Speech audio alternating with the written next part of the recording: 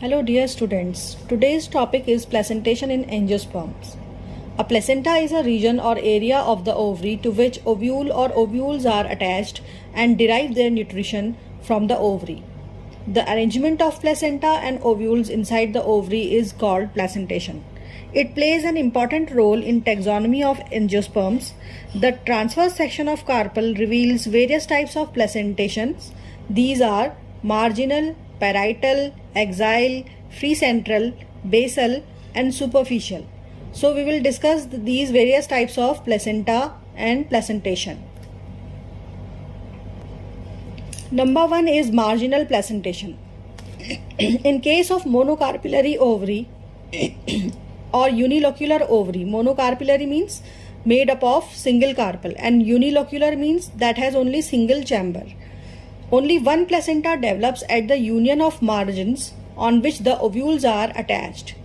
Example is peas, beans. You can observe that here the ovary has a marginal placentation. On the margin the placenta is present and ovules are located over this margin. So when we cut the TS, such type of structure will be seen, that at the juncture of the margin there is the placenta on which ovules are located. The second number is parietal placentation.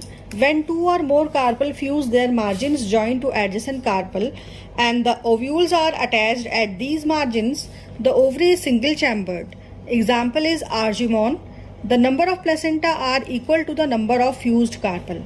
Now here 3 carpels are fused, 1, 2 and 3.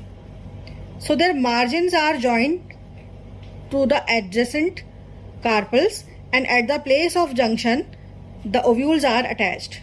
Such type of placentation is called parietal placentation. The next is axial placentation.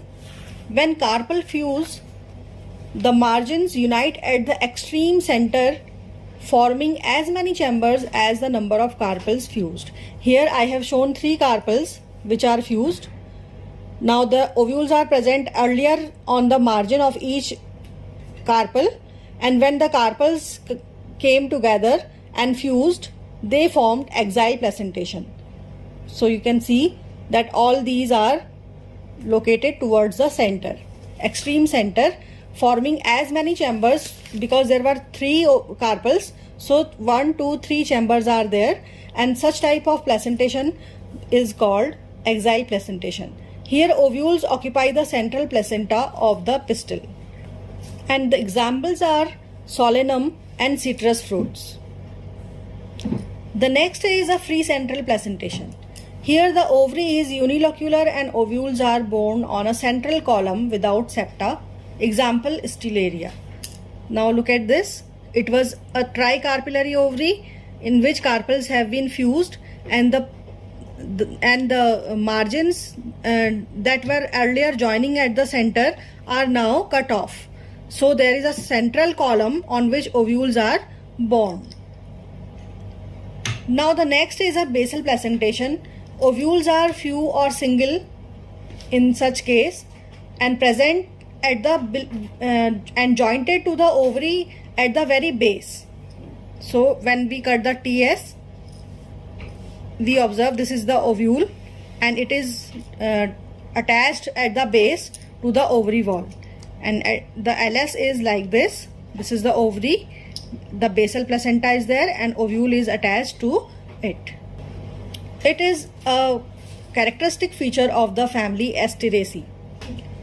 Now the 6th type is superficial placentation. Here ovary is multilocular, carpels are numerous, ovules are borne on the partition walls of the carpel. Example water lily. So here we observe 1, 2, 3, 4, 5, 6, 7, 8, 9, 10, 11, 12 carpels. Suppose there are 12 carpels and they have been fused, and now the ovules are located on the wall of these carpels, inner wall of the carpels. So this whole structure will be filled with these ovules, and such type of placentation is called superficial placentation and it is seen in water lily.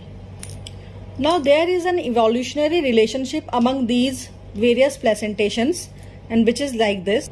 The very primitive placentation is the marginal placentation.